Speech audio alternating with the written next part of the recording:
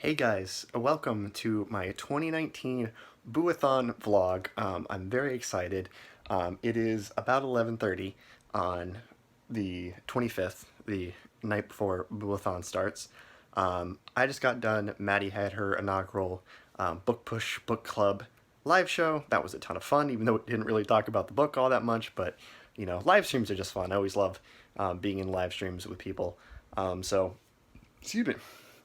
I'm currently editing my reading vlog for Ninth House, and I'm also ripping the discs of Dean Koontz Frankenstein Book 2 to my iTunes so I can put them on my phone for the day ahead. So that's kind of the last of the prep work I'm doing. I do plan on starting right at midnight, so I will see you then in about 30 minutes. So here we go. In 5, 4, 3, 2, 1. Alright, East Coast, it's Boo-A-Thon, let's go! Alright, so it's about 30 minutes later, and I went ahead and read Spell on Wheels. I keep wanting to say spells, but it's singular, Spell on Wheels. A lot of fun, I really enjoyed it. I would probably give it 5 stars. It's just, if you want a fun graphic novel that's just a one-shot, definitely check this out.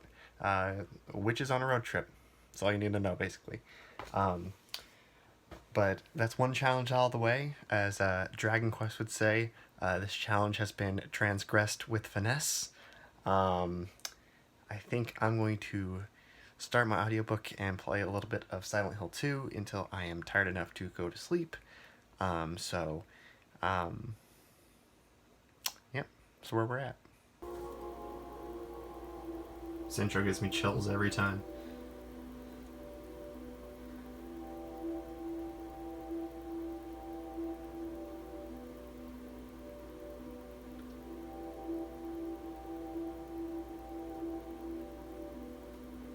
In my restless dreams, I see that town, Silent Hill.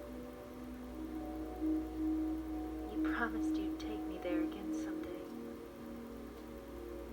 But you never did. Well, I'm alone there now. In our special place. Waiting for you.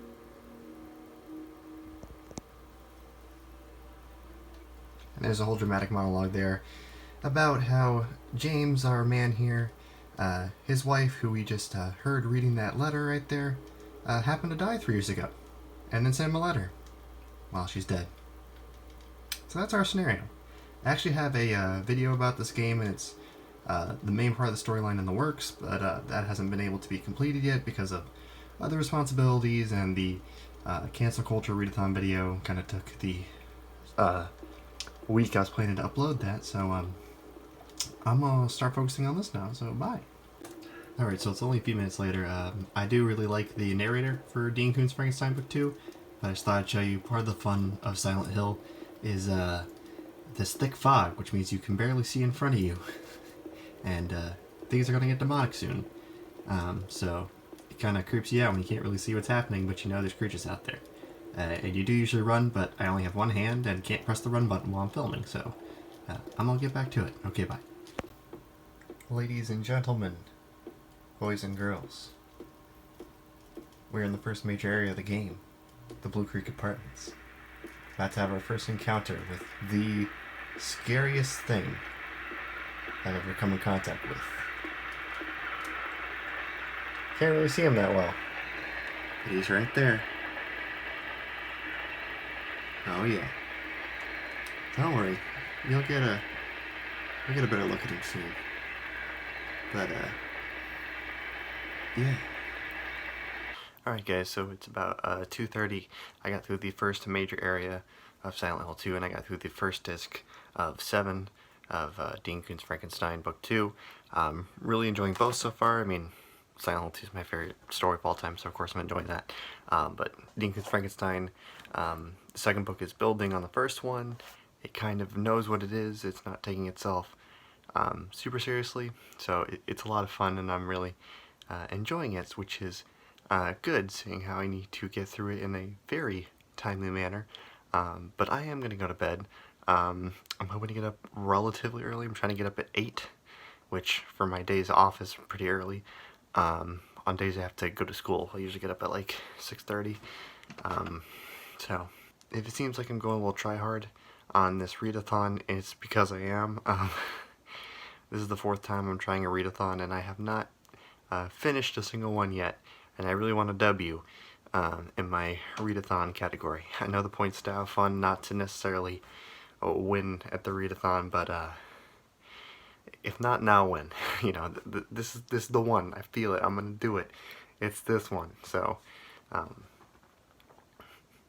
feeling good. Hopefully I won't oversleep tomorrow. Otherwise, we're gonna be flirting with disaster, as Molly Hatchet would say. But I'll check back in with you in the morning. Alright guys, so it is now 8:45 in the morning. Even though it's not that early by any stretch of the imagination, I still hate getting up in the morning to any alarm. So, but I didn't want to sleep till noon like I have a tendency to on my days off. So we're up and we're gonna get some work done. I'm gonna get me a bowl of cereal and I'm gonna go ahead and put on The Wolfman so I can get this watched. Luckily, it's only 70 minutes, so won't take too long. So that's what we're doing now. Alright, so it's shortly after 10 o'clock now. I finished The Wolfman. I think I would give this a 3.5 out of 5. It's certainly probably one of the lesser Universal monster movies I've watched so far. The two big problems with this one is a lot of the fun of these early Universal monster movies is the makeup effects. They're really good and they still hold up because, you know, they're not cheesy visual effects. There was people, very talented makeup people. What's his name? Jack Pierce. He is a very talented man. But there's not nearly enough of the Wolfman in this movie. And also the leading man, he is not the not the most charismatic of individuals. Not saying Lon Chaney Jr. is a bad actor by any stretch of the imagination. It's just that there's supposed to be a romance, and I don't think this is a spoiler because it's in like the first 5 minutes.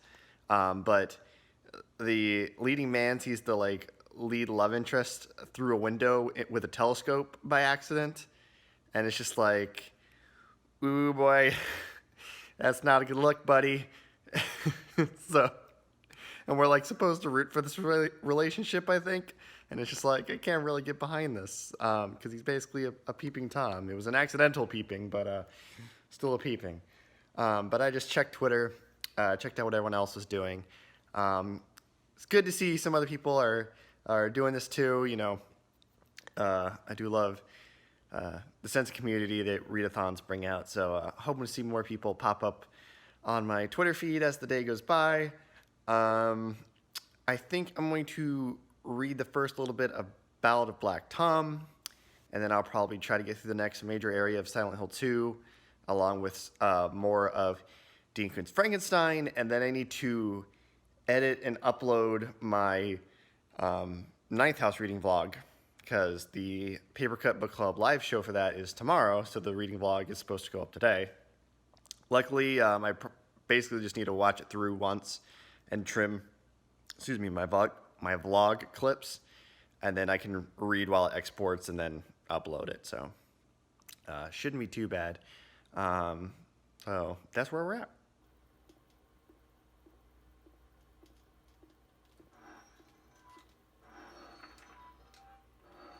Oh hi, Shazam.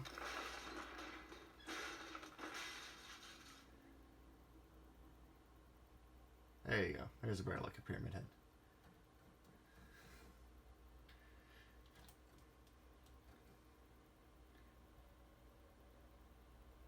We ain't dead yet. Alright guys, so as you can see I'm in a very different scene now. There's a little lakeside park by downtown of my little small town that I live in. And I just came out here to go on a bit of a nature walk, and I got Dean Koontz going. I'm a decent way into the 4th disc. There's 7 discs, but the last 2 are much shorter than the first 5, so should be able to make it. I'm feeling good about my chances, though I might be pushing close to midnight. Besides that, I did edit my video. My cousin came home. He lives with us now, and he hasn't been home in like 4 days. So of course the day that both my parents work and I wanted to vlog all day, he decides to show up around lunchtime. Love him to death, but he can be a pain in the ass sometimes. I am 2/3 of the way into The Ballad of Black Tom by Victor LaVale. Really enjoying it. He dedicated it to H.P. Lovecraft with all my conflicted feelings, I think he said. And from what I understand about H.P. Lovecraft, I've tried to read him once or twice, and it just didn't do anything for me. He's kind of writing the kind of cosmic horror, the kind of like god stuff of H.P. Lovecraft, just minus the infamous racism of H.P. Lovecraft. And he kind of works in kind of the black experience, and it's set sometime in like the early to mid 20th century in New York City. So it's fairly brutal as far as how people of color are treated. But I'm really enjoying it. It's really good so far. And I only have like 50 pages left. I mean, it's only 150 pages, but I'm a majority of the way through it. Also halfway through Silent Hill. The next section of the game is my least favorite, so I'm gonna have to just power through that so I can get to the end. I have 3 of the 4 items I need to do the secret 4th ending that you have to have a completed game on your memory card before you can actually even try for it. So I'm hoping that it works, because I've never actually managed to get it before, even though I've seen the ending on YouTube. So that's kind of where we're at. I'm gonna go back to my nature walk and go back to my audiobook, and I'll check back in later. Guys, there's a bunny. I want to spook him.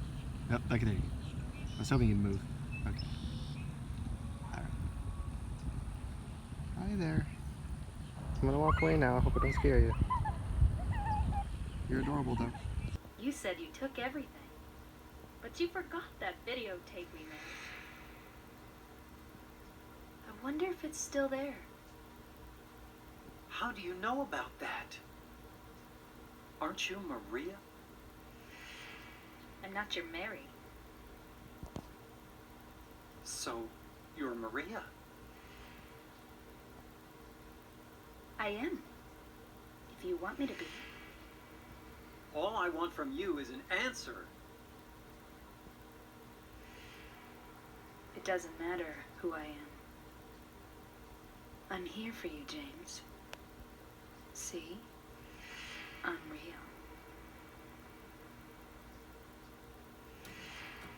Don't you want to touch me? I don't know. Come and get me. I can't do anything through these bars. Okay. Stay right there. I'll be there soon. I'm gonna steal a joke from one of my favorite gaming YouTubers, and that's if you think you can't do anything through those bars, you lack some serious imagination. Alright, so here's the story, Morning Glory. My mom's friend is basically having a mental breakdown right now, so her and her son are coming to stay the night with us. So I just had to go with her to pick up her car, which is what I'm in now. There's a dude that just, you can see him. Okay. So that threw a wrench and everything. I'm still thinking I'll be able to finish. I'll definitely be able to finish all the challenges, because I'm getting very close to the end of Dean Koontz Frankenstein, and I'm only 50 pages from the end of Black Tom, so that won't be a problem at all. So technically I could finish the challenges, because Dean Koontz Frankenstein is a retelling, which is the challenge I'm using Silent Hill 2 for, and to be honest, it's much more definite of a retelling than Silent Hill 2, which is kind of sort of a retelling, kind of a stretch, but I want to be able to complete 5 things for 5 challenges. So I'm gonna race back. It's getting close to 9 o'clock, so I got 3 hours to do it. It's gonna be tight. Oh my god, you guys, I did it.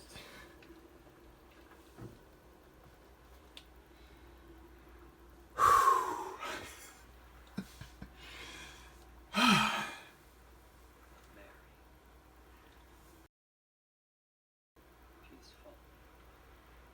Forgive me for waking you.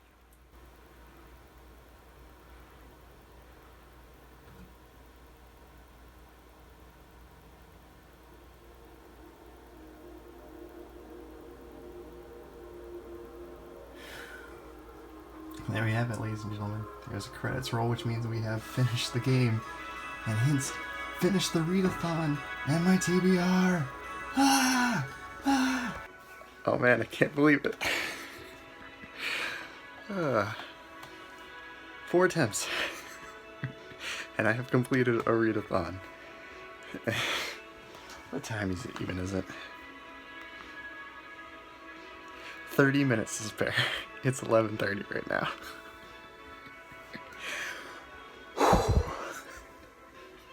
Alright, hey guys, so it is now the Tuesday after Boo-A-Thon has ended, and I just wanted to give a quick little wrap up for this vlog. As you can see from the last clip, I did manage to finish my TBR and finish all the challenges, so for the first time ever, I have won a readathon, and I don't know if I said in this vlog, but I know the whole point of readathon is just really to have fun and get through some books, or in this case some mixed media, but I've always kind of been a competitive person with myself, and being a tourist, I like winning things and doing things that I say I'm going to do. So I've always hated the fact that I could never finish readathons. The first time I tried a readathon was actually Boo-A-Thon last year, and I didn't win that one. And then I hardcore failed Fantasy-A-Thon. Both of those ended up failing because of schoolwork. And then Audiobook-A-Thon, I came close. I was 1 book away from finishing that readathon. So that one was really kind of heartbreaking to me, and really kind of broke my spirits to get that close and just not be able to do it. So the fact I was able to finally win a readathon felt really good. So if you're wondering why it was like such an emotional thing and why I went so like try hard on this readathon, that's kind of why. But I want to say to Maddie, the book pusher, thank you very much for hosting this again. It was a ton of fun, and I hope you'll continue to do it and continue to grow this event every year, because I think it's a ton of fun. If you didn't see on Twitter, she ended up helping a friend move, so she didn't really get to participate much in her own readathon. So hopefully next year, Maddie, you've done this 2 years, and 2 years you've had problems. But that's going to be all for me today. Thank you very much for watching this. I'm sure this is a very chaotic vlog, but thanks for sticking with me, and I will see you next time. Bye, guys.